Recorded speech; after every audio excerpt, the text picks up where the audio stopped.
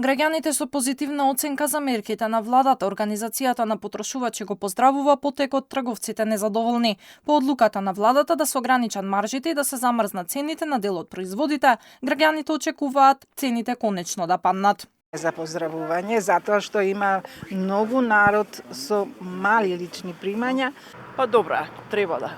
Ја поддржувам. Од Организацијата на потрошувачи вела дека секоја мерка е во корист на граѓаните, но за крајниот ефект сепак треба да се почека. Оттаму посочуваат и дека е неопходно да стартува примената на Законот за нефер трговски практики, за да има долгорочно стабилизација на цените. Се надеваме дека овие мерки што сега се донесени ќе донесе и намалување на цените на рафтовите во трговските ланци и во продавниците, односно дека тоа ќе можат да го почувствуваат граѓаните. Доколку не се преземе ништо поинтензивно да се работи во тој дел на законот, во тој случај може да ни се случи повторно после 30 април да имаме повторно енормно покачување на цените. Трговците пак велат дека мерките на владата не ги заштитувале социјално загрозените граѓани, туку корист ке имале потрошувачите со повисоки приходи бидејќи ќе се намалела цената на, како што велат, луксузните производи. Од новоформираната комора бараат средба со премиерот.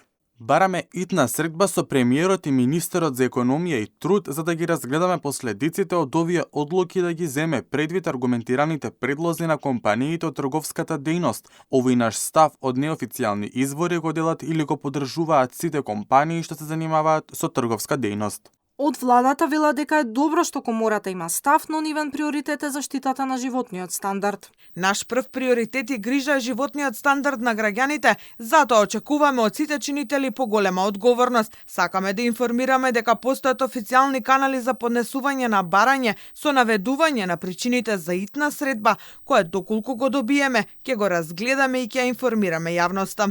Од СДСМ, кои до пред 8 месеци беа на власт, бараат укинување на ДДВ-то за храна и намалување на ДДВ-то за струја. Токму во нивно време, поточно во јули 2023, ДДВ-то на струјата и покрај сите предупредувања и од регулаторот и од енергетичарите дека не е време за тоа, владата на СДСМ и ДУИ го покачи од 10 на 18%. Во време на СДСМ имаше и така наречени луксузни производи за кои владата стави повисок данок, но на листата се најдоа производи како сладоледот, чипс од лутеницата, иако требаше со повисок данок да се производи како перки од ајкули или кавијар. Подоцна, листата се ревидираше. Наместо да се ограничува маржата само на 102 групи на производи, треба да се опфатат сите 238 групи на производи.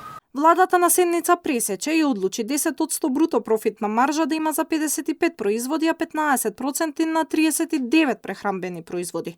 8 групи покрај што ќе имаат маржа од 5% да се со ограничени цени кои ја имале на 1 февруари. Обврската е трговците и да имаат 70% од производите на рафтовите. Оние што ќе ја прекрашат мерката ќе се соочат со ригорозни казни до 20.000 евра.